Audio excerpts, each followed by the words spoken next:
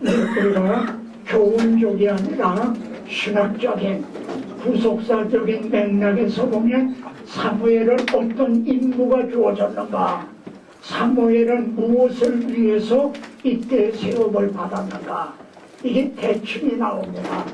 사무엘은 세례 요한과 아주 잘 대칭이 되고 있습니다.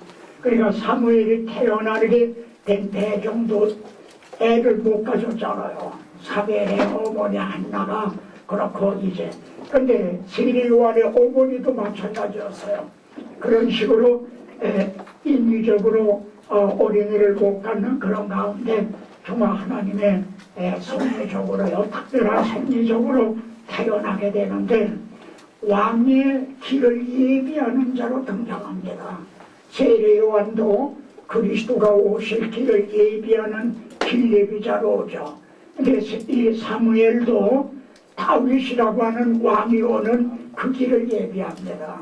그래서 다윗에게 기름을 부은 사람도 사무엘이고 이런 그 인물을 띠고 나타나는데 그때는 말씀이 희귀하여서 말씀이 희귀했다. 그리고 당시에 세움받은 엘리의 눈이 점점 어두워갈 때 사실 이런 면에서 우리가 너무 지나치게 해석할 건 아니지만은 상징성이 또 있는 겁니다. 말씀이 희귀했다. 눈이 어두워갔다. 점점 희귀해져가면. 근데 이삭도 그렇게 나옵니다.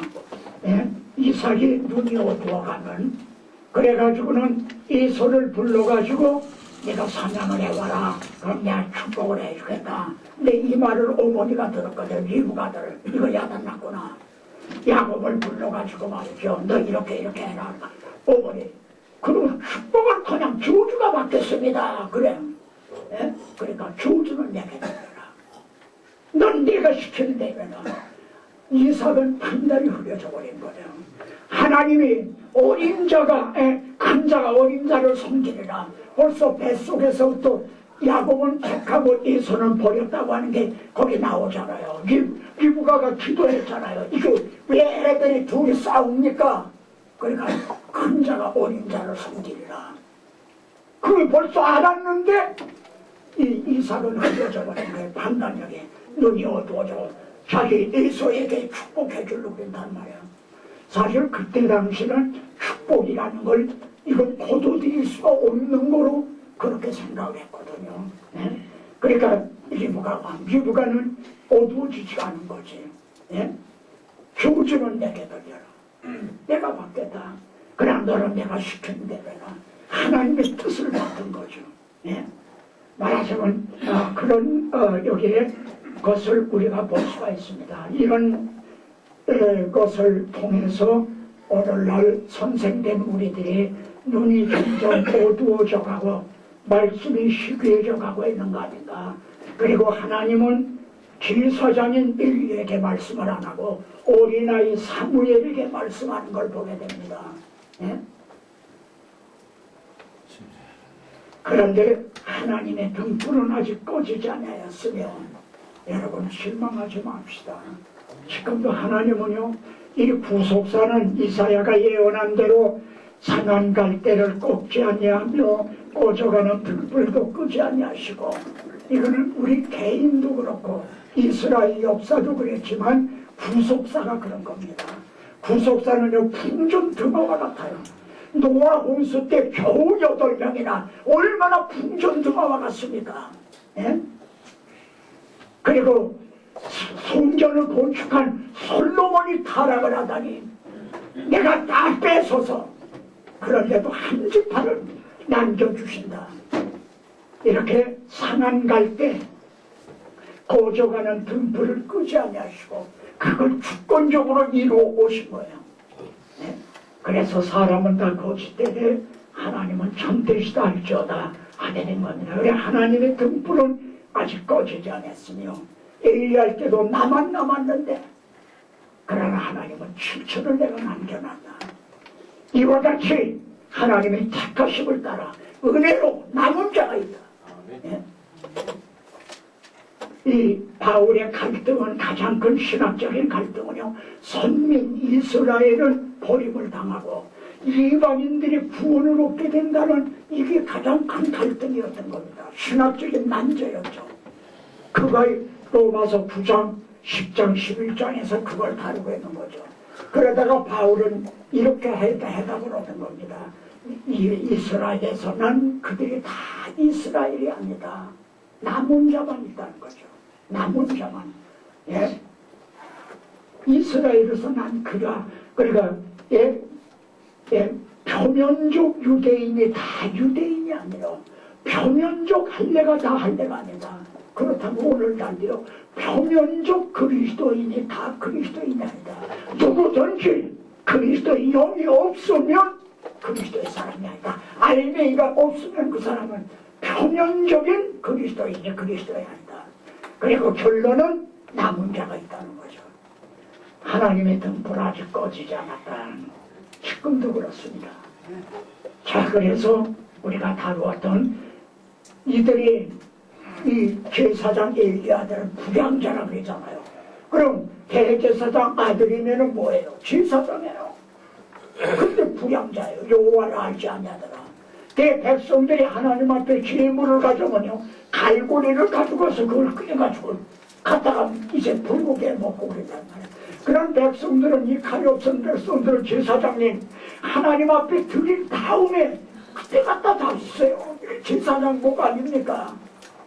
무슨 잔소리나 하나님께 드리기 전에 먼저 갖다 놨다고 말이지. 그랬는데 하나님은 블레셋에게 붙였죠. 필요한 거죠.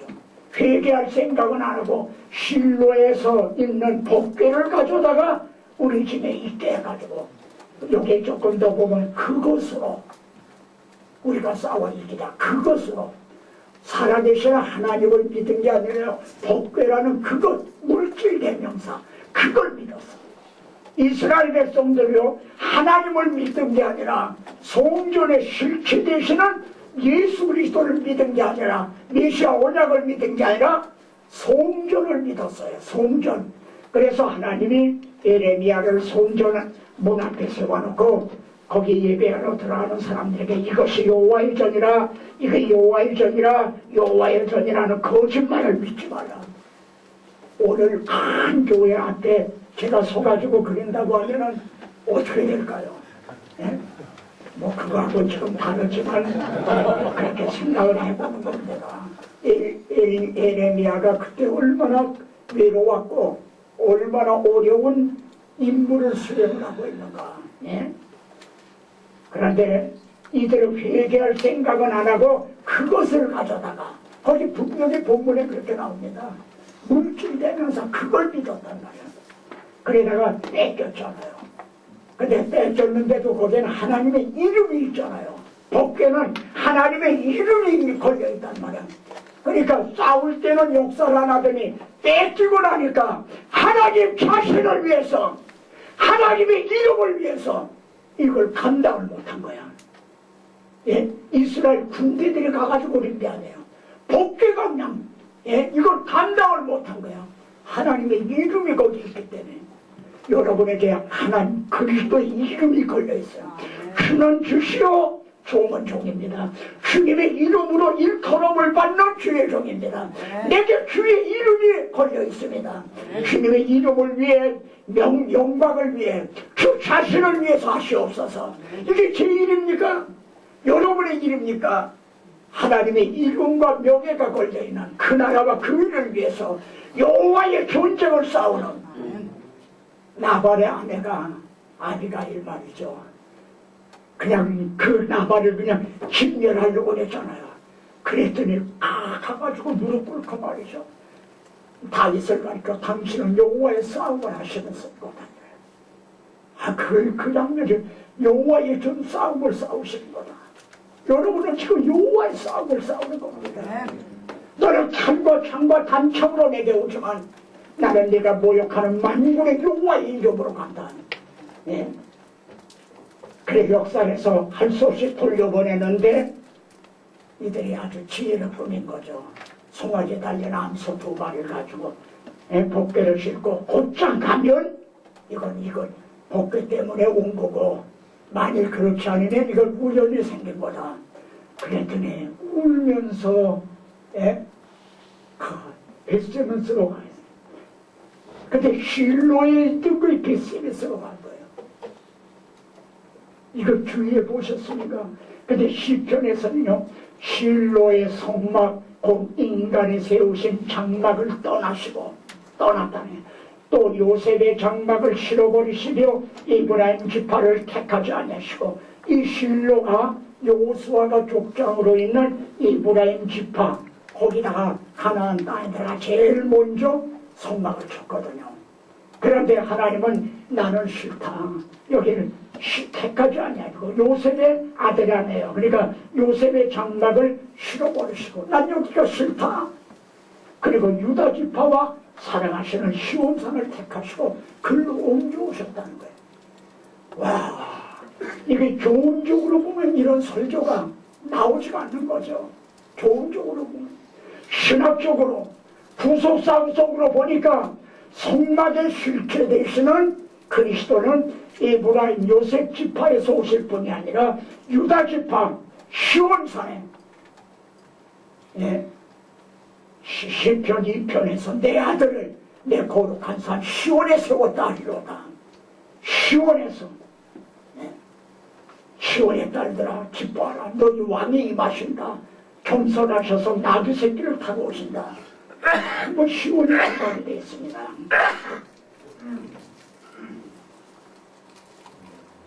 그런데 이들이 왕을 구하는 거 있죠. 왕을 구하는 거. 그런데 문제는 열방과 같이 우리에게 왕을 세워 우리를 다스리게 해달라. 이럴 경우 왕을 세워달라고 그럴 때 하나님이요, 빙그레 웃으시면서 내가 그럴 줄 알고 벌써 왕을 내가 이세 아들 중에서 왕을 하나 택해놨다. 그러실 것 같잖아요. 룻기서에서 택해놓으셨잖아요 벌써. 그런데 하나님은 그게 안 돼요. 왜냐하면 이들이 원하는 왕은 열방과 같이 그런 왕을 구한 거예요. 근데 하나님은 메시아 왕국의 왕을 지금 하나님 나라 건설, 근데 주님 당시도 그랬죠. 오병이어 먹은 그들이 예수님을 억지로 왕을 삼으려고 하니까 주님은 그냥 도망가듯 산으로 기도하러 가셨단 말이에요. 근데 오늘날도 또 열방과 같이 잘 먹고 잘 살, 이런 예수를 구하는 말이죠. 이런 추세가 돼가고 있다. 그래서 하나님이요, 저들이 너를 버림이 아니라 나를 버려 자기들의 왕이 되지 못하게 하니라. 여기서 사사기에 왕이 없던 때라는 말이 어떤 의미로 주어졌는가를 알게 됩니다. 그때는 눈에 보이는 왕은 없었던 거죠. 그러나 하나님이 왕이셨던 거예요. 그런데 그걸 잃어버린 자가 누구냐면 지도자인 레위 족속들이 잊어버렸다 이거예요. 전부 레위 족속과 결부가 돼서 왕이 없던 때에, 그러니까 왕이 없었던 게 아니라 하나님은 시편에 하나님은 예로부터 우리의 왕이시라 이런 말씀이 나옵니다. 예로부터 우리의 왕이시라.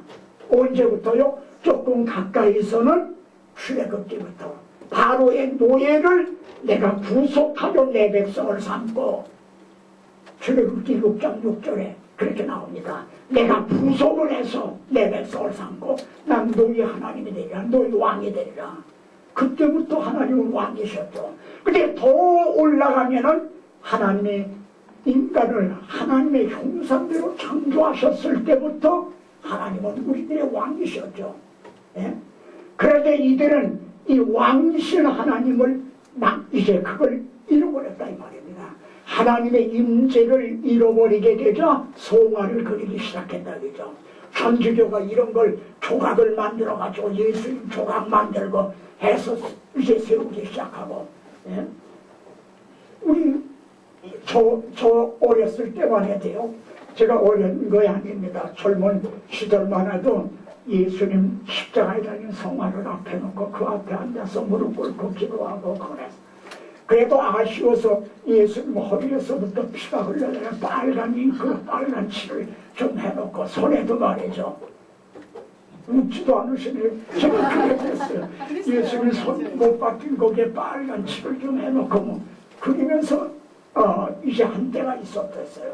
근데 아마 우리 지금 성도들 중에 송화를 이제 걸어놓고 하는 분은 별로 없지 않을까. 대신 말씀에 이제 있죠. 말씀들이 말이에요. 참 그건 아주 좋은 이름들입니다. 그러니까 노를 버림이 아니라 사무엘도 참 섭섭했겠죠. 자기가 뭐 잘못하고 뭐 부족해서 왕을 달라고 그러느냐. 자기 물 멀거니 떴는데, 예? 그런데 하나님은 너를 버림이 아니라, 예? 내가 나를 버려 자기들의 왕이 되지 못하게 하느니라. 그러면서 왕을 허용을 하십니다. 근데 왕의 제도를 알게 하라. 그들을 다스릴 왕의 제도를 알게 하라. 이것을 교훈적으로 보면 왕은 이렇게 해야 된다. 그런 뜻도 있어요. 근데 이 문맥으로 보면 왕을 세우면 어떻게 될 줄 아느냐. 너희들에게 왕을 주면 어떻게 될 줄 아느냐. 거기에 여기 쭉 나옵니다. 이거 다는 인용 못했지만 그것도 너의 노비와 가장 아름다운 소년과 나귀들을 취하여 자기 일을 시킬 것이며 너의 양떼 10분의 1을 취하려니 너희가 너 종이 될 것이다. 그 왕의 종이 될 거란 말이에요. 근데 여기에 보면 취한다는 말이 5번에 나옵니다. 그러니까 착취한다는 겁니다. 왕이 백성들로부터 이렇게 착취한다. 예? 착취한다. 그리고 결국은 너희가 그의 종이 되리라. 전 이걸 보면서요, 기탄 없이 지금 말씀드립니다. 가슴이 그냥 철렁하고 뜨끔하네. 우리 목회자들이 바로 지금 이렇게 양떼들의 가죽을 벗기고 미가서에 나오죠. 아주 거긴 그냥 그대로 나옵니다. 가죽을 벗기고 그걸 다져서 말이지 무슨 진설로 뭘 해먹듯이 된 약물이들은 그렇게 한다는 거죠. 근데 오늘날 이렇게 우리 목회자들이 이렇게 있는 게 아닌가. 근데 왕을 세우면 너희가 이렇게 된다는 거죠. 근데 열왕기 상하 이런 데 나오는 왕들이 거의 이랬잖아요.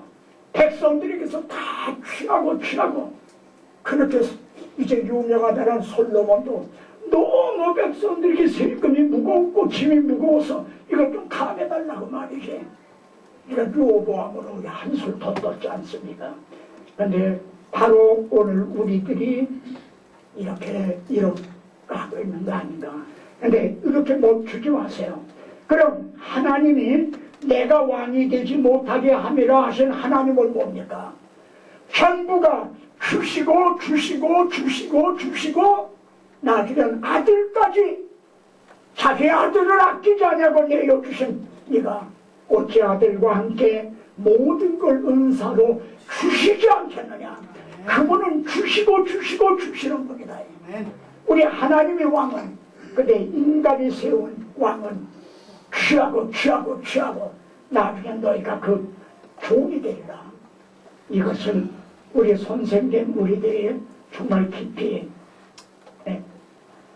그래서 세워진 것이 베냐민 지파 사울이 세워진 겁니다.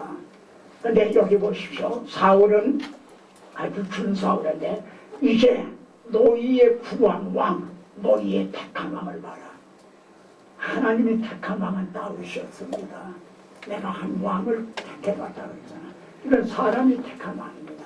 근데 이거는 하나님의 허용을 하신 겁니다.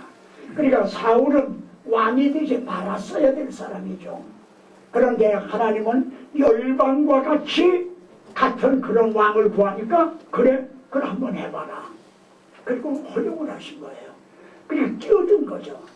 왕이 되지 말았어야 될 사람이 끼어들었단 말이에요. 율법도 가입을 한 거거든요. 그러면 여기 호세아서 이렇게 나옵니다. 내가 분노함으로 네게 왕을 주고 진노함으로 패하였느니라. 하나님이 자기를 보려 왕을 되지 못하게 함으로 분노함으로 내가 허용을 했다는 거예요. 그리고 진노함으로 그가 대번 이제 봉지하자 패하였다.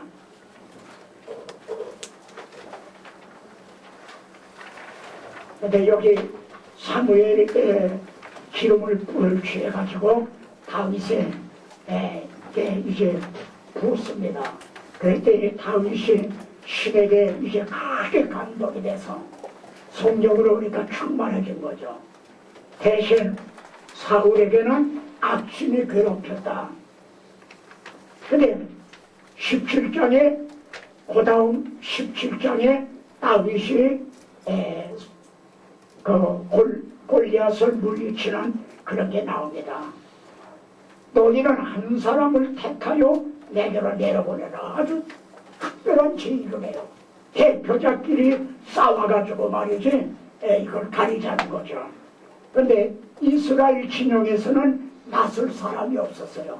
그때 다윗이 거기 이제 등장을 하죠. 그래서 많은 비난을 받고 그랬지만은 결국 다윗이 가서 골리앗을 이제 다윗이 달려가서 블레셋 사람을 밟고 그의 칼을 집에서 빼어내어 칼로 그를 죽이고 그 머리를 베니 블레셋 사람들이 자기 용사의 죽음을 보고 도망하는지라. 그때 이스라엘과 유다 사람이 일어나 소리를 지르며 블레셋 사람을 쫓아가는. 근데 여기에서 이걸 우리가 성경신학적으로 보면은 바로 너희는 환난을 당하나 담대하라. 내가 세상을 이겼다. 내가 대표자들이 싸워서 이겨놨다. 유다 지파 다윗의 자손이 이겼으니 요한 보고 울지 말아라. 계시록에서도 그런 나옵니다. 그러니까 우리는 주님께서 대표자끼리 싸움에서 승리해 놓으신 그런 싸움을 싸우고 있는 거다. 그러니까 우리는 소리 지르면서 진격해 나가면 이기는 자는 이겨야 된다. 이길 수 있다. 대표자끼리 싸워 이기는 우리는 싸움을 싸운다. 이 대표성의 원리를 우리가 깨닫는 게 또 구속사에서 중요합니다. 한 사람의 순종치 아니하므로 여기 5장 요 대목에는요 한 사람이라는 말이 12번이나 나옵니다. 한 사람은 아담입니다. 다른 한 사람은 예수 그리스도입니다. 근데 한 사람의 순종치 아니하므로 왜 이래요? 아담의 순종치 아니하므로 왜 그러지 않느냐 이거예요. 아담의 순종치 아니하므로 그러면 그건 아담의 얘기지. 아담이 네가 책임져야 될 일이 나하고는 상관없는 거야. 그럴 수가 있어요. 근데 한 사람 대표자가 죄를 졌다 이거야. 이게 원죄의 족입니다. 같은 것으로 이제 한 분이 예수 그리스도가 이제 대표자로 승리해 놓으심으로 이게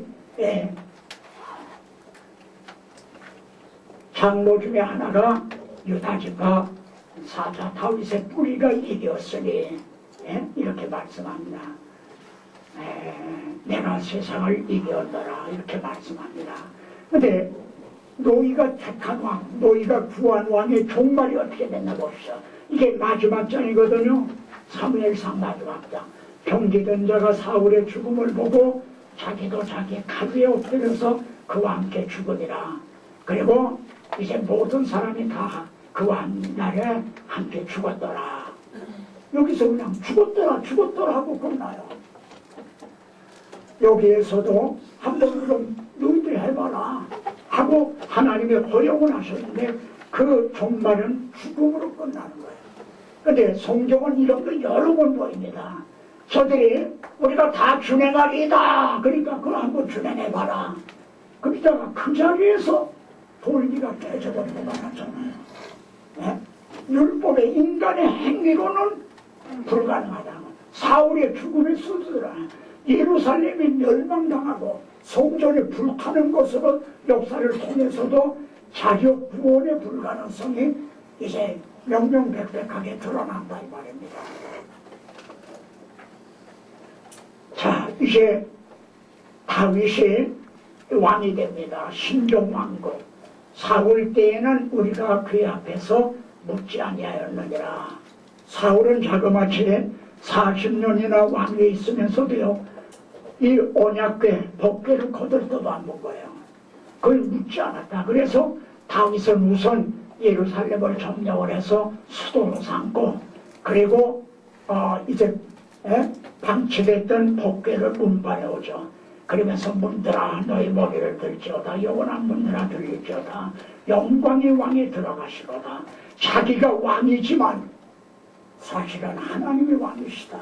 그리고 이 복귀로 상징되는 바로 그리스도가 왕이시다. 이런 고백적인 것이 이제 이 시편에 나옵니다. 여기 그런데 다윗이 자기는 왕궁에 있는데 하나님의 복귀는 회막 천막 속에서 있으니까 벌러덕 하는 말이에요. 그러니까 마음이 편안하지가 않다요. 성전 지으려고 소원을 말하고 그랬더니 그날 밤에 나단을 통해서 내가 나를 위하여 나의 거할 집을 건축하겠느냐? 예?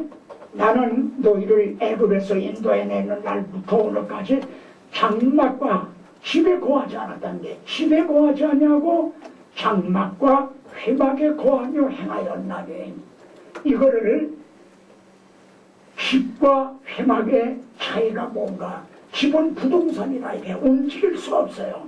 예? 이거는 우상에 거하는 거야. 근데 장막과 회막은 이동식이란 말이에요. 그러니까 우리 하나님은, 우리가 믿는 하나님은 야종군 사령관과 같이 우리와 함께 싸워주시는, 그것도 선두에서 싸워주시는, 그래서 이 장막과 회막에 거하였나니, 이걸 표면적으로는요 성막에 거했다는 뜻이 되죠.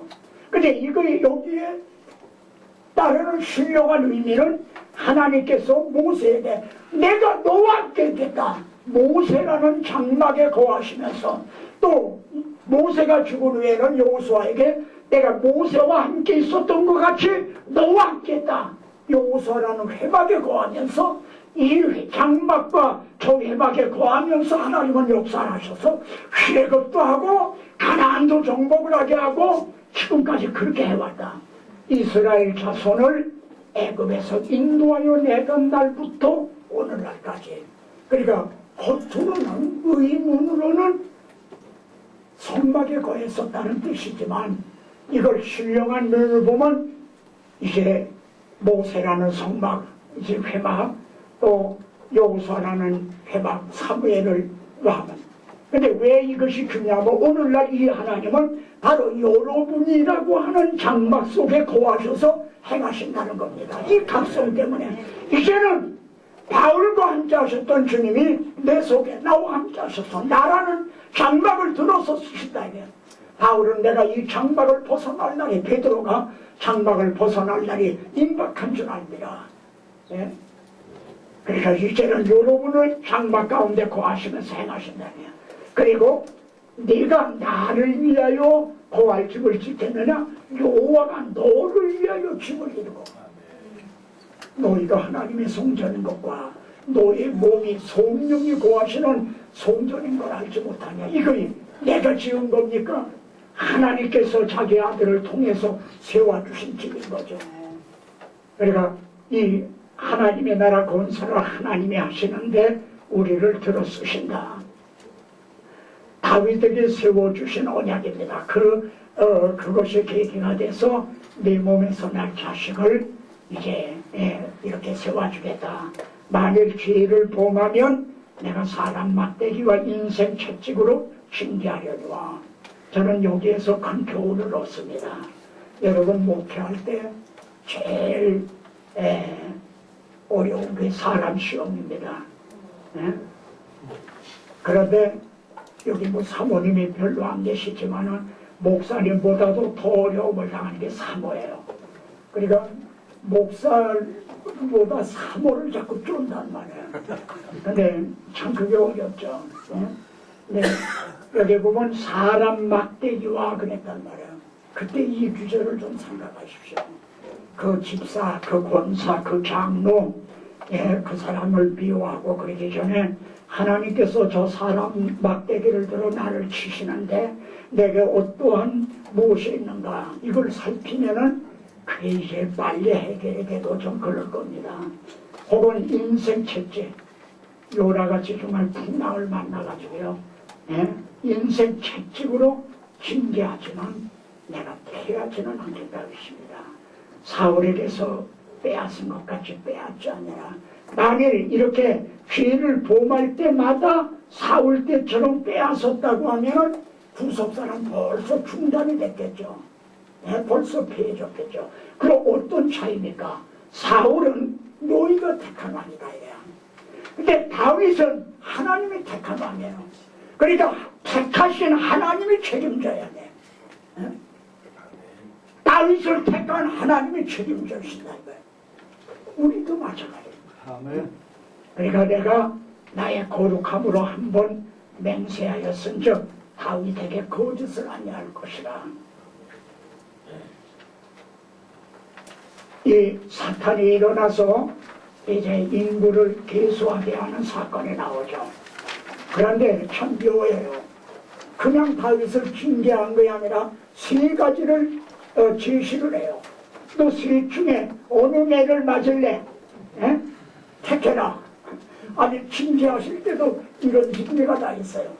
근데 이를 통해서 우리에게 계시하시라는 바가 있기 때문에 그런 거죠. 여러분 보세요.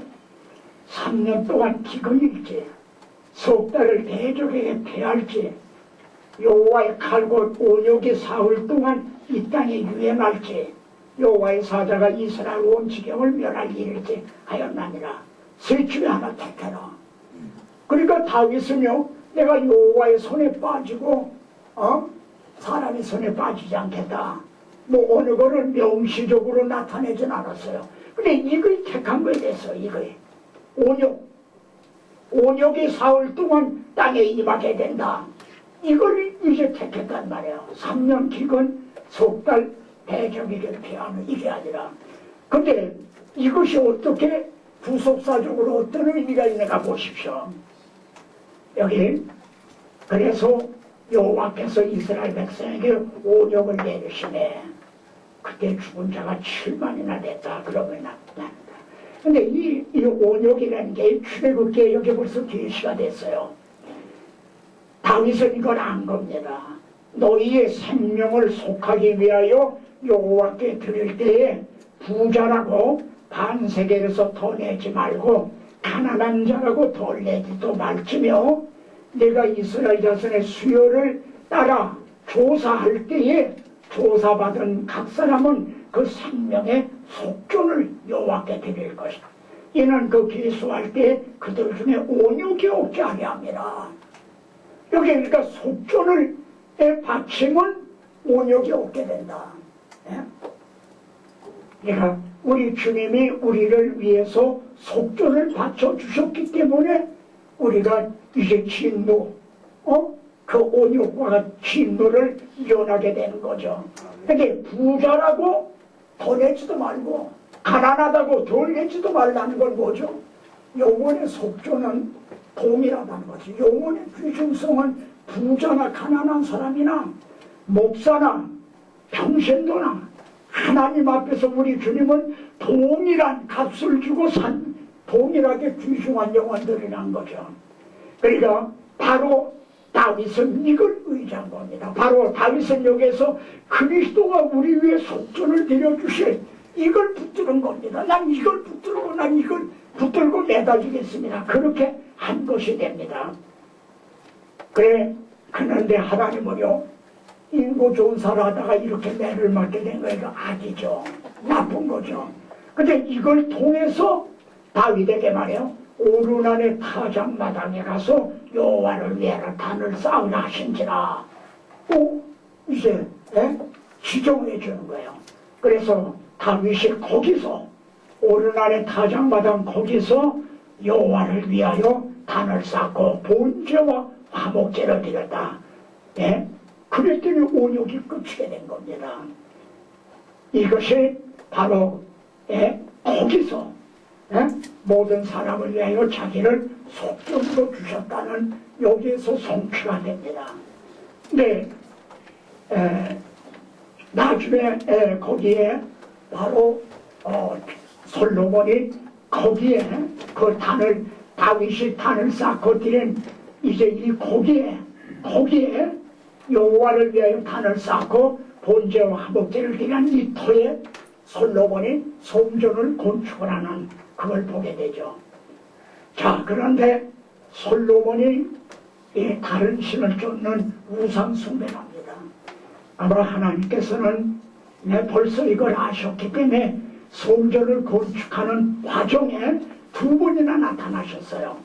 그래 내가 지금 성전을 건축하지만 이렇게 되면 이 성전이라도 내가 던져버리겠다.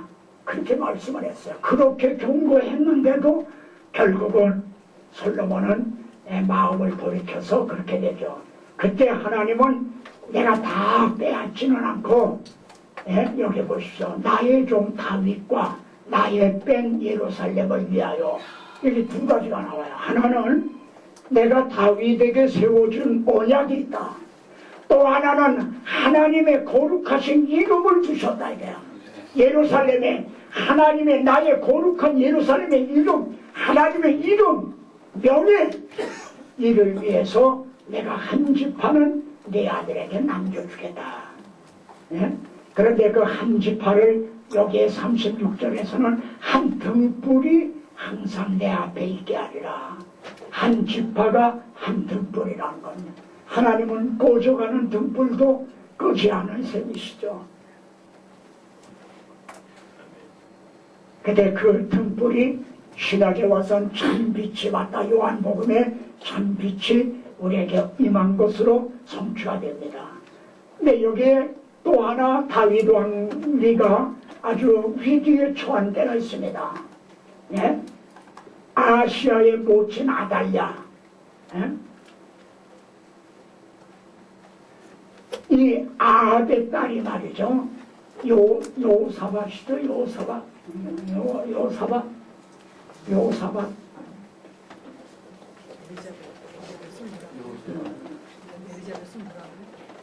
요사밧 왕이에요. 요사밧. 그런 굉장히 아주 선한 왕이었어요. 참 선한 왕인데 좀 분별력이 너무 선해서 분별력이 부족해서 그런지 이제 우리말로 하면 햇빛 정책을 썼단 말이에요. 그래서 아합 왕하고 이제 아합의 딸을 자기 이제 잡으러 맞아야 되겠어. 며느리로. 그러니까 자기 아들의 아내가 되게 한 거죠.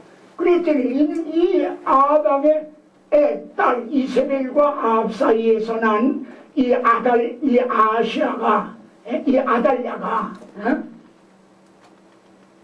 이 아달랴가 자기 남편도 우상숭배하도록 만들고, 자기 아들도 또 그 아합의 길로 행하도록 우상숭배를 만들고, 이렇게 타락을 시켰단 말이야. 그러니까 다윗 왕위에 왕가의 아달랴라고 하는, 이제 이세벨에 크게 침투한 거예요. 그러니까 우리말로 하면 이단이 들어온 거예요. 이단이 침투했단 말이에요. 그래서 이게 이렇게 됐는데 자기 아들이 죽었어. 그러니까 이제는 자기가 왕이 되는 거예요. 아시아의 모친 아달랴가 그 아들의 죽은 것을 보고 자기 아들의 왕이에요. 남편도 왕이었는데 죽었고 아들이 왕이었다가 죽었어요. 그러니까 왕의 씨를 진멸하였다 그랬어요. 왕의 씨가 뭡니까? 손자들이지. 예? 그래 할머니가 친손자들을 왕의 씨를 진멸을 하고 자기가 왕이 되는 거예요. 근데 이게 그 보면은 유다 왕위에 아달랴라는 이름이 또 있어요. 예? 근데 그때에 하나님은요, 이 요세바를 들어서 요아스라고 하는 한 살 난 애를 도적질을 해가지고 왕자들의 죽임을 당하는 중에 도적하여 내고, 그래가지고는 이제 피할 데가 어디 있어요. 성전에서 6년 동안을 숨겨서 길러는, 그러니까 왕의 씨를 진멸하는 가운데도 또 한 등불, 하나님은 한 지파를 남기고 한 등불을 끄지 않으셨다고 그랬잖아요. 근데 이놈은 진멸을 했단 말이야. 진멸하려고 그런 거예요. 하나님은 한 등불을 남겨주시겠다. 한 지파를 남겨주시겠다. 근데 이는 진멸하려고 그래요. 근데 하나님은 요세바를 들어서 제사장 아내죠. 들어서 한 등불을 또 보존하시는 거예요. 그래 6년 동안을 성전에 숨어 있다가 말이죠. 예? 그동안 아달랴가 나라를 다스렸더라 그랬어요. 때로는 우리는요 정말 왕이 계시지 않는가? 그럴 때도 있습니다. 그때도 우리의 왕은 성전에 지금 계시다. 사실 지금 우리 주님도 하나님 우편에 앉아 계시는 거죠. 근데 때로는 정말 우리에게 왕이 없는 게 아닌가. 자, 용년이 지났어요. 요야다가 왕자를 인도하여 내어 멸류관을 씌우고 율법책을 주고 기름을 부어 왕을 삼음에 무리가 박수하며 왕의 만세를 부릅니다. 저는 이 장면에서 지금 하나님 우편 성전에 계시는 우리 왕이 재림하시는 날 말이죠. 나타나시는 날 우리도 박수하면서 할렐루야 하면서 왕의 만세를 부를 날이 오지 않겠느냐. 그 감격스러운 날. 예? 근데 우리가 그날과 그때는 모르지만은 역사적으로 보면은 오실 날이 임박한 것만은 사실이죠. 예? 그런데 말이에요. 그렇게 6년 동안을 성전에 숨어서 두었던 그 왕이 말이죠. 누구예요? 요아스예요. 누구예요? 이름이. 예? 요아스네요. 이 요아스가 나중에 열조의 하나님 여호와의 전을 버리고 그래. 자기를 6년 동안 숨겨줘서 그렇게 생명을 보존해 주다가 나중에 왕까지가 되게 했는데 그 여호와의 전을 버리고 아세라 목상과 우상을 섬기는 말이죠. 그래서 다른 선지자를 보내서 했지만 안 들었잖아요. 그러니까 대제사장 그 생명의 은인인 이제 그를 보내죠. 요아스 왕이 이와 같이 스가랴의 아비 요야다의 깊은 은혜를 생각지 아니하고 요야다 대제사장이 자기를 그렇게 숨겨줬는데 하나님이 그 아들을 보냈어요. 내가 가서 아들이 가서 말하면 그건 들으리라. 그런 뜻으로 그랬더니 그 은혜를 생각지 아니하고 그 아들을 죽이니 저가 죽을 때 이르되 여호와께서 감찰하시고 그러니까 이런 경우에서 사람은 다 거짓되되 구제불능이라는 겁니다. 사람은 정말 거짓. 예? 그런데 하나님은 이 구원 예명을 집어 던지고 싶으실 거 아니에요. 그런데도 하나님은 포기하지 않냐고 이걸 묵묵하게 이루어 오셔서 기어코 신약 성경은 아브라함과 다윗의 자손 예수 그리스도의 세계라. 예? 아브라함 다윗에게 약속하신 대로 그걸 지켜주신 거죠. 그래 결국은 예루살렘이 멸망을 하게 되고 그렇게 됩니다. 그 가장 근본 원인이요 우상숭배입니다. 근본 원인이 우상숭배예요. 그건 다 인정을 합니다. 근데 우상숭배라고만 끝이지 마십시오. 우상숭배라고 하는 건 하나님은 아브라함과 다윗의 자손으로 그리스도를 보내셔서 복을 주시려고 하는데 저들은 우상을 통해서 복을 받으려 했다는 겁니다. 그러니까 메시아 언약을 버렸다는 이걸 생각을 해야 됩니다. 이 신학적인 문제. 그냥 우상 숭배했다고만 그러면요 성도들이 나하고는 상관없어. 난 우상 숭배 안 하니까. 이런 식으로 생각한단 말이야. 또 목사님들부터가 그래요. 우리 우상 숭배 안 하니까. 근데 신약의 우상은요 구약의 우상은 전부가 형상이 있었어요. 형상. 근데 신약의 우상은 당신이 곧 우상 숭배라 그러죠. 그러니까 교회 안에 지금 황금 송아지들이 다 앉아있을런지도 몰라요. 그러니까 여기 보십시다. 예레미야서에 우리의 본래 예레미야가 지금 그대를 이렇게 책망하니까 뭐라고 하냐면 우리의 본래 하던 것 그 우리와 우리 선조와 우리 왕들과 우리 방백들이 유다 성읍들과 예루살렘 거처에서 하던 대로 하늘 여신에게 분양을 하고 그 앞에 존재를 드리리라. 우리 그렇게 할 거다. 조상들이 해온 것처럼 이렇게 할 거다. 왜 그러냐면 대조 그때는 우리가 식물이 풍부하며 복을 받고 재앙을 만나지 아니하였더니 그때는 우상을 통해 이렇게 복을 받았다 이야. 그런데 우리가 하늘 여신에게 분양하고 그 앞에 존재드리는 걸 피하노부터는 되는 일이 없다 이거야. 예? 메시아 언약을 우상으로 바꿔치기 한 겁니다. 근데 현대 교회가 그런 추세로 가고 있지 않습니까? 이게 기복신앙이라고 하는 이런 게 결국은 만회할 수가 없다고 그랬어요. 부지런히 그 사자들을 백성에게 보내고 이르셨으나 말씀을 멸시하고 말이야. 그래 만회할 수 없게 되었으므로 이제 돌이킬 수가 없네. 그래서 풍선이 부풀러 올르다가 뻥 터지던 말이지. 그렇게 됐다는 거죠. 그래서 하나님의 갈대아 왕의 손에 저희들을 붙이시네. 결국 정말 비참한 종말을 맞게 됐습니다. 그래서 시드기야의 아들들을 저의 목전에서 죽이고 시드기야의 두 눈을 빼고 사슬로 결박하여 바벨론으로 끌어갔더라. 전 여기에서요 바로 사탄의 노예들인 우리들의 모습을 보는 겁니다. 지금 시드기야가 두 눈을 뺐어요. 그래서 눈이 있어도 보지 못해. 결박을 해가지고 바벨론으로 끌고 갔어. 근데 이와 비슷한 게 삼손이죠.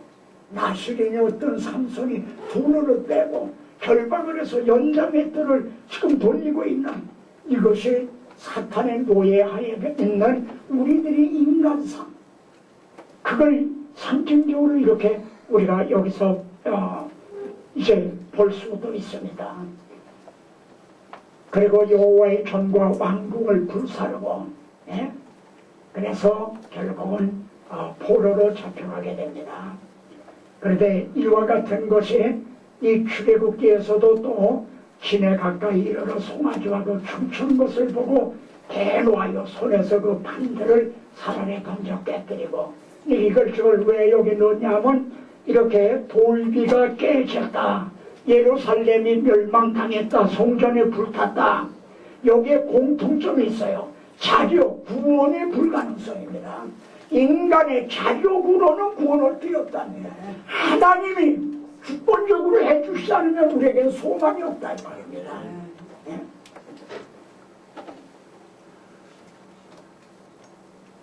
그런데 이제 열방에 지금 포로를 내줬잖아요. 포로를 내줬어요. 이게 에스겔 선지서에서 다루는 문제인데 시간이 그게 안 될 것 같아요. 여기다 띄워놓는데요. 여기 보십시오. 내가 하나님이요. 비록 그대를 멀리 이방 가운데 쫓고 열방에 흩었으나 잠깐 그들에게 송수가 되리라. 이런 말씀을 해요. 그럼 이게 구체적으로 무슨 뜻입니까? 잠깐 그들에게 송수가 되리라. 흩은 열방에 흩었고 쫓아냈다 이거. 포로가 된 하나님이 따라가시겠다는 겁니다. 그래서 예루살렘에 있던 성전이 임시 수도 성전이 바벨론으로 옮겨진다는 겁니다. 여러분 어떤 마음이 드십니까? 이게 지금 하나님이 우리가 믿는 하나님의 사랑입니다. 그 배은망덕한 하나님을 버리고 우상을 통해 복받겠다고 그런 그들에게 말이지. 내가 잠깐 동안, 왜 잠깐이죠? 70년이 차면 다시 데리고 돌아오신다는 겁니다. 그래서요, 모으고 모아내고 그래 데리고 돌아오겠다. 땅으로 너에게 다시 돌아오게 하겠다 그럽니다. 그래서 지금 하나님이 따라가시는 떠나시는 장면이 이 계시록에 에스겔서에는 나옵니다.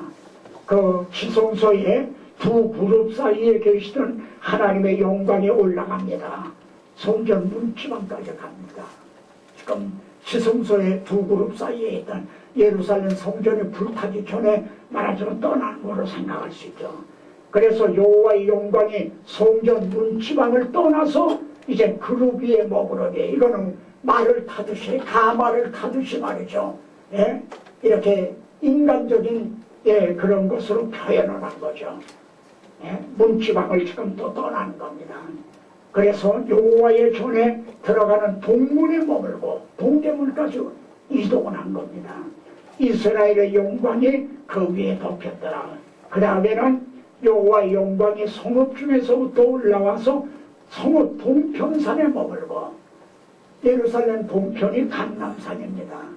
이 감람산까지 옮겨졌어요. 이 장면이 마치 떨어지지 않는 발걸음을 띄워놓듯 하는 그렇게 묘사가 되어 있다는 겁니다. 그러더니 주의 신이 나를 들어 하나님의 신의 이상 중에 데리고 갈대아에 있는 사로잡힌 자 중에 이르시더니, 포로가 있는 데까지 따라가실 겁니다.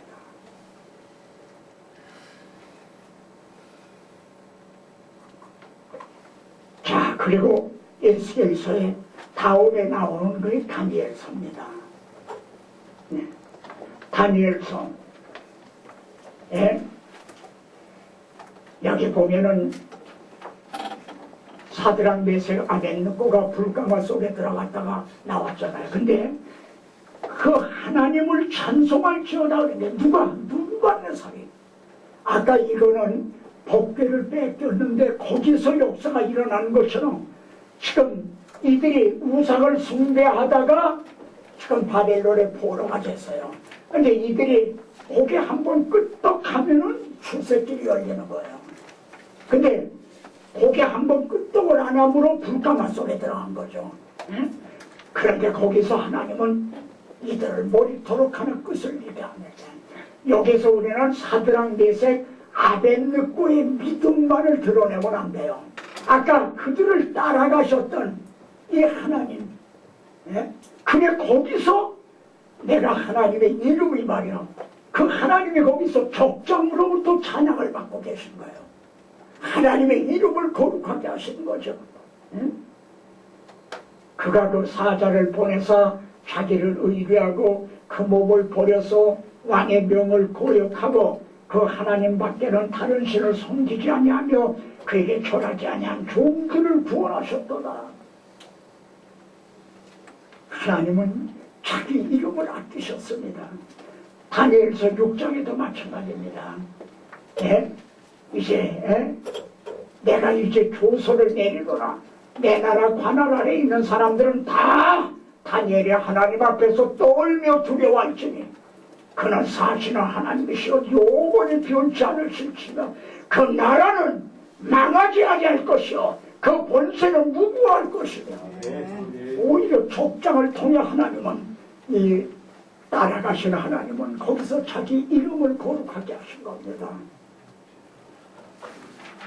이 문맥을 우리는 이 구속사라고 하는 이 문맥을 끊지 말고 절단을 하지 말고 연속되는 이 하나님의 섭리의 손길이에요. 그래서 구약시대의 종말은 이제 여기가 이 에스라서 느헤미야서 여기가 종말이죠. 예레미야에게 입으로 하신 말씀을 응하게 하시려고 70년이 차면은 내가 돌아오게 하겠다 하신 그 약속을 지키기 위해 바사왕 고레스의 마음을 감동을 하셔서 그렇게 해서 돌아왔어요. 포로에서 돌아왔어요. 야, 근데 이걸 보십시오. 에스라 부장, 우리 하나님이요, 이렇게 하신 후에도 우리가 주의 계명을 배반하여 싸우니 이제 무슨 말씀을 하오리까? 돌아왔는데 이들이 또 타락을 한 거예요. 에스라서 들어보죠.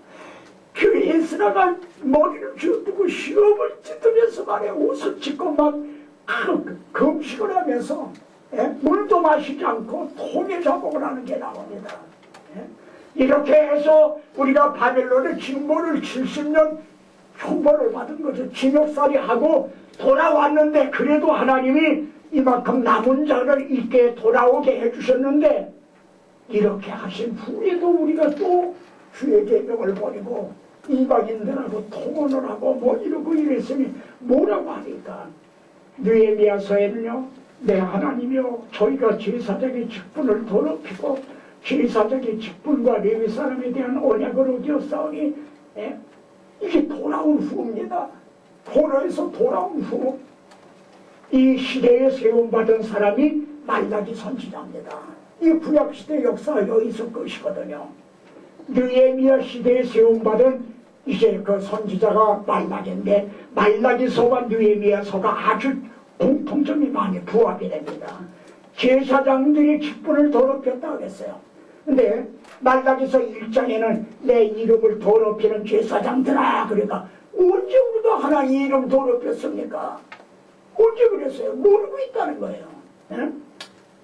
우리가 성경을 보면 공통점이 있는데 자기 잘못을 다 모르고 있다는 겁니다. 우리가 그 라오디게아 교회도요, 부자교회라고 그랬잖아요. 이것만 알고 있고 눈 멀고 벌거 먹고 가난하고 그 모르는 거다.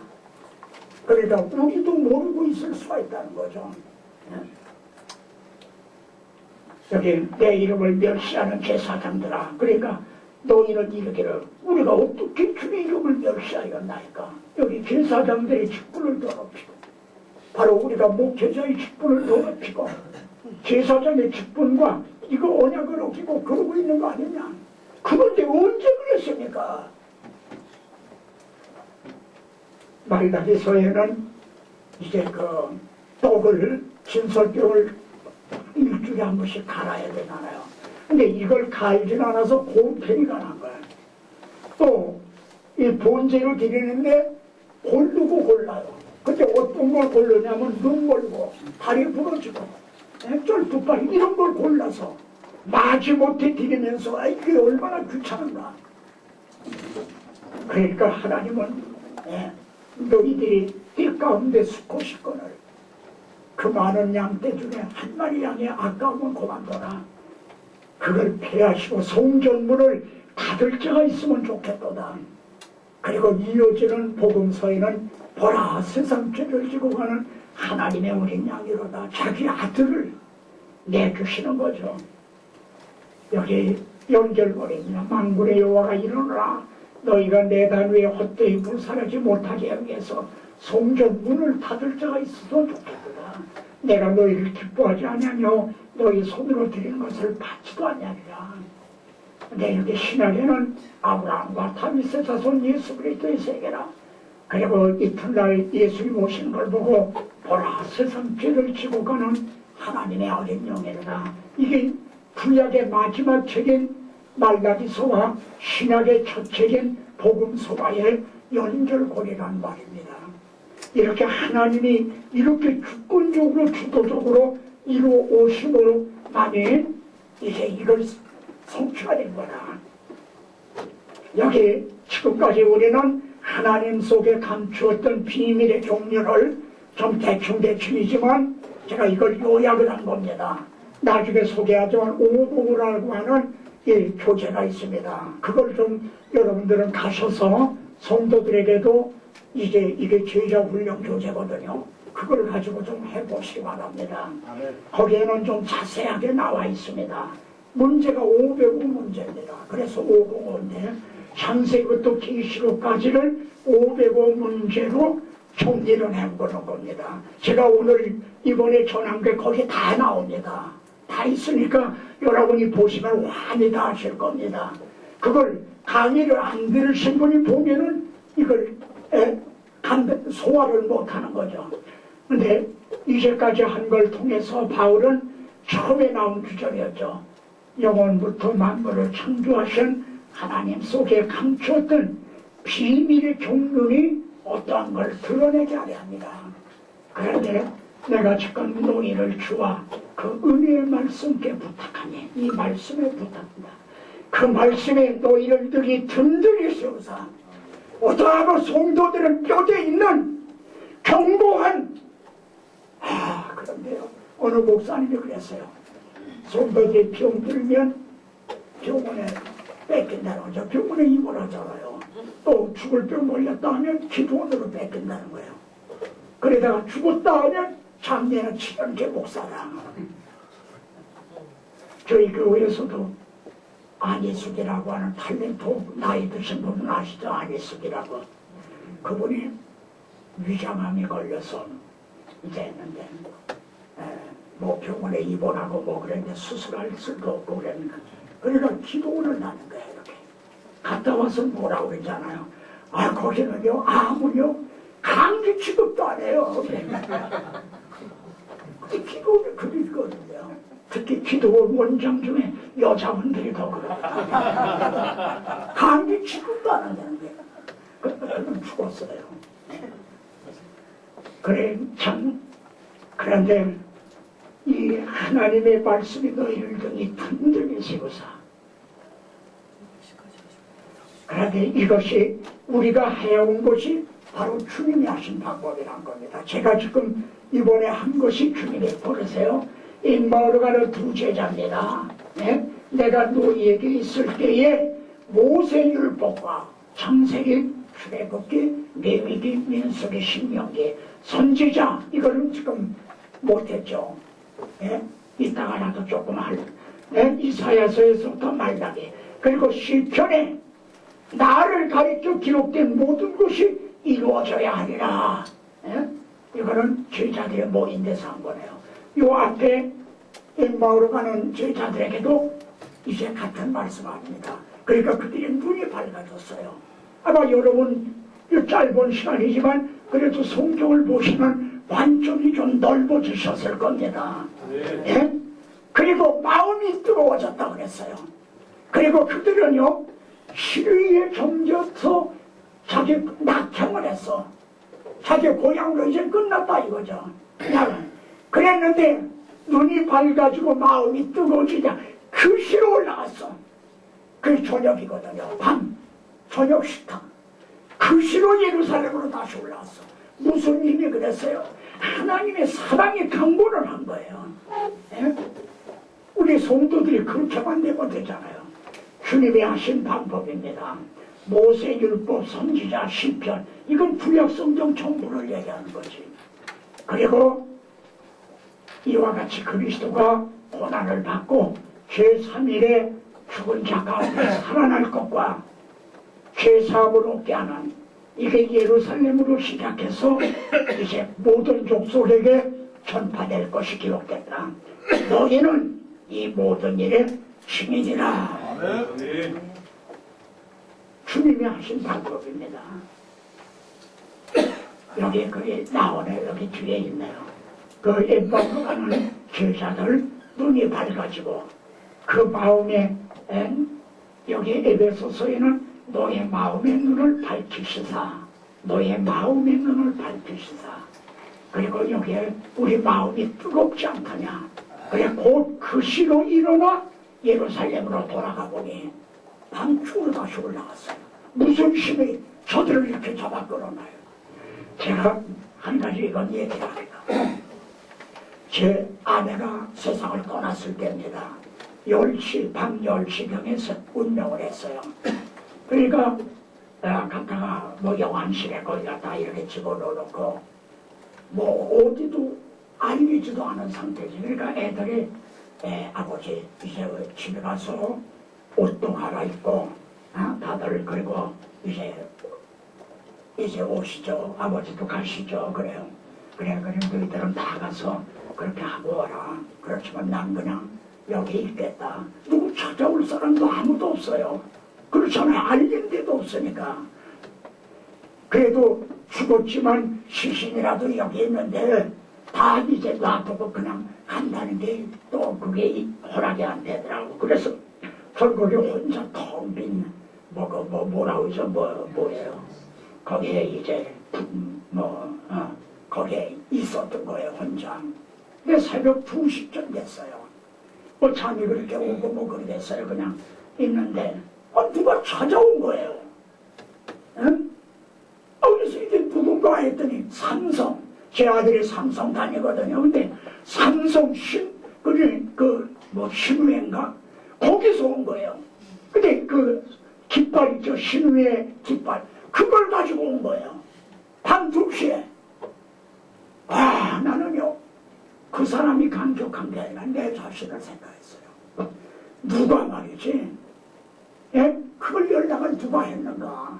그리고 이 깃발 갖다가 꼽아놔주는 게 뭘 그리 중요해서 밝은 아침 조금 일찍 깜찍 온다든가 밤중 12시에 온 거예요. 만일 제가 없었다면 어떻게 됐을 거예요? 예? 과연 나는 그렇게 목회를 정말 그렇게 쓸 수가 있는가? 우리 한국 기업인들의 이게 중심이란 말이에요. 우리 자식이 그때 동관에 이제 어찌 중국 동관에 이제 법인장으로 있을 텐데요. 밤중에 연락을 한 게 운명하자 이제 전화를 한 거예요. 그러니까 거기에서 홍콩으로 와서 비행기를 타고 오는데 모니터에 벌써 뜨더라는 거예요. 우리 비행기에 김성 삼성의 상무 이제 요 아무개가 가셨는데 목숨에 별세했다고 종이를 펴달라고 모니터에 딱 뜨더라는 거예요. 그 밤중에 오는데 말이야.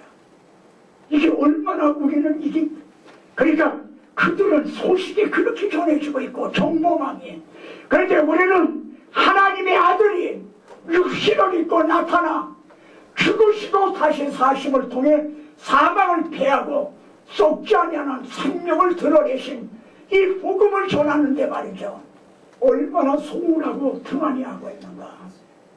난 그걸 보고는 정말 충격을 받은 거예요. 예? 이들은 그 시로 올라갔어요. 그 시로. 거짓 선지자 발람에 대한 겁니다. 전에 눈을 감았던 자가 말하며 눈을 뜬 자가 말하니라. 이 거짓 선지자가 하는 말이에요.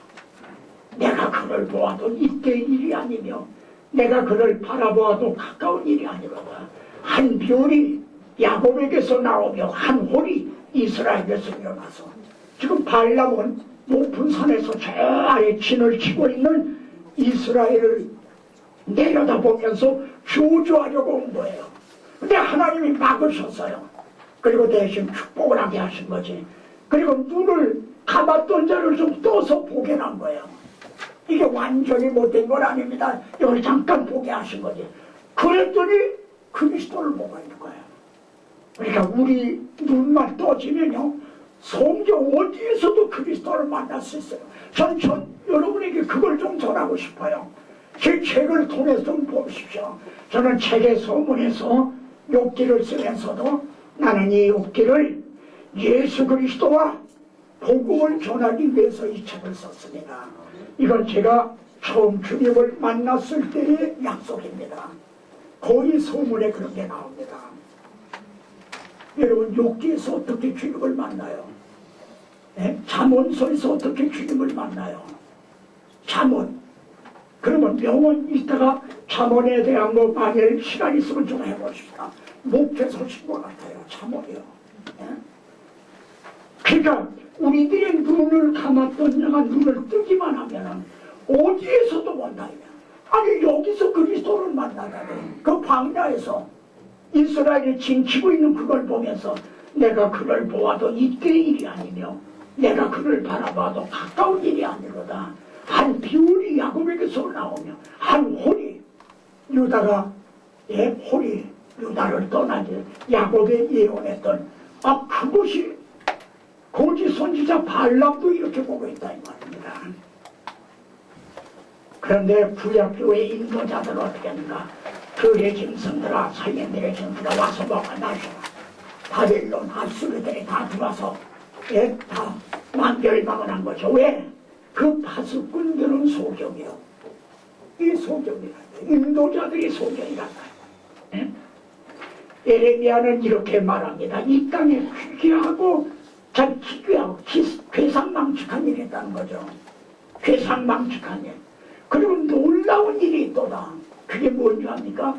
선지자들은 거짓을 예언하고 제사장들은 자기 권력으로 말해요. 그리고 다스리고 한국의 목사님들 진짜 권력으로 다스려 하잖아요. 그런데 내 백성은 그걸 또 좋게 여긴다는 거예요. 마조기스트라고 해놔요. 그런 거 있죠. 여자들 중에도 남편에게 맞으면서 쾌감을 느끼는 여자들이 있대요. 그러니까 우리 성도들이 이러면서 어떤 만족을 느끼는 건지 어떻게 돼? 이게 얼마나 괴상망측합니까? 선지자들은 거짓말 예언하고 제사장들은 자기 권력으로 다스리는데 백성들은 안다고만 그런 게 아니라 백성들은 그걸 또 좋게 여긴다는 거야. 그런 교회로도 모여든다는 거야. 아니 복음은 싫다 그리고 말이지. 그러니까 결국에는 너희가 어찌 되려냐.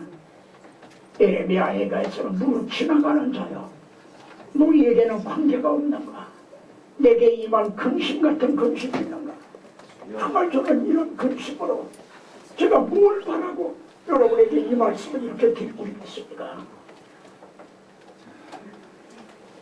주님 당시에도요, 소경된 인도자여 하는 말이 마태복음 23장 하나에만 5번이나 나옵니다. 소경이 소경을 인도한다. 네, 소경이 그럼 뭡니까?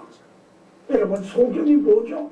구체적으로 얘기를 해줘야 소경이 뭔가를 그분 설교가 아무리 교훈적이고 철학적이고 정말 세련됐고 정말 들으니까 은혜스럽고 그런 감명도 있고 그렇다 하더라도 설교에 그리스도가 빠져있다면 너희가 성경에서 영생을 얻는 줄 알고 성경을 상고하냐니와 이 성경이 내게 대하여 증거한 것이라. 구약 성경에서 축복은 보고 교훈은 보고 뭐는 봐도 만일 그리스도를 보지 못하면 소경이다. 아까 우리 거짓 선지자 발람에게서 봤잖아요. 눈을 감았던 자가 이제 눈을 뜬 자가 말한다. 이제 보아도. 네. 우리가 지난날이 그러지 않았는가? 우리 스스로가. 그리고 나는 무엇을 위해서, 이제부터라도 나는 무엇을 위해서 이때 왔는가? 우리 주님은 내가 십자가를 안 펴고 이를 위해서 내가 이때 왔나이다. 우리는 이 주님이 다 이루었다 하신 이걸 증거하기 위해서 이때 세움을 받은 겁니다. 전루물을 닫는다고 그랬죠. 뭘로 닫아요? 설교로 닫는 겁니다. 왜냐하면 설교에 해답이 없는 거예요. 내가 문이다. 나로 들어가면 구원을 얻고 내가 길이다. 나로 말미암자고 아버지께로 올 자가 없다. 이게 빠지면은 해답이 없는데 문을 닫는 거라.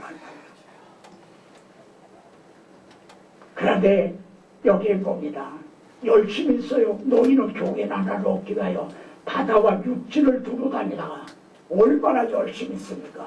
근데 생기면은 너희보다 배나 지옥자식 만드는도다.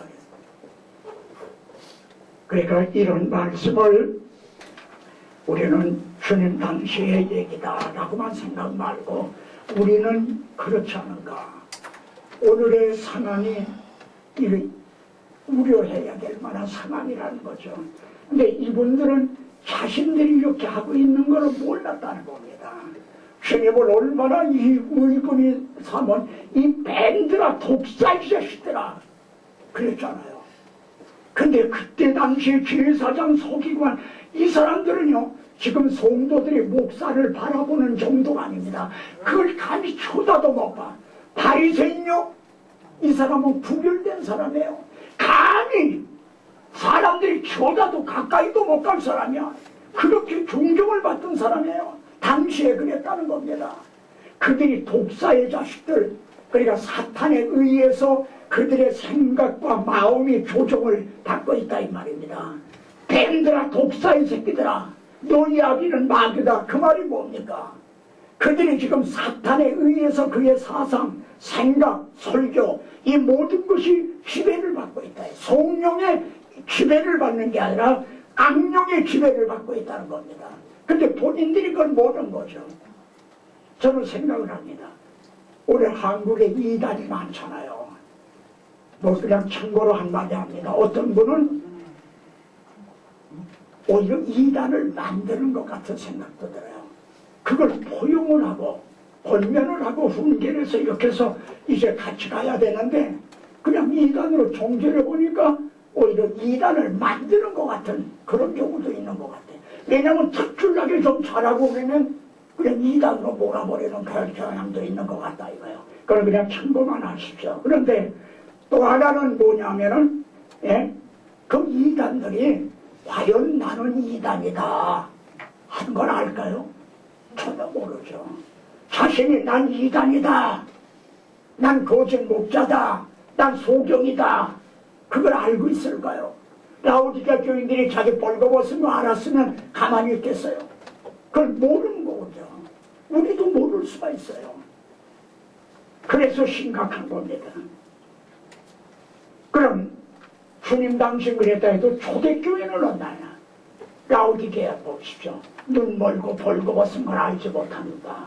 그리고 오늘까지도 구약을 읽을 때 수건이 오히려 벗어지지 않고 있어요. 이건 안 믿는 유대인을 놓고 한 말씀이 아닙니다. 교회 안에 있는 유대주의적인 소위 할례단이라고 하는 오늘까지도 수건이 벗으냐. 현대교회는 어떻다고 볼 수 있는가.